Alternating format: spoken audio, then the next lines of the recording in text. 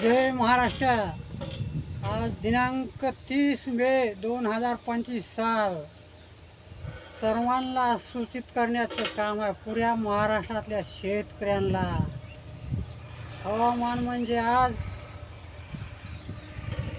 8 ते 9 दिवस उघडझापमध्ये आहे। कोणाचं वावर दुरुस्त करायचे असले पंजी फिंजी आता हायगाई करू नका शेतकऱ्यांनो, हायगाईमध्ये बसू नका। सर्वांना सूचना आहे माझी।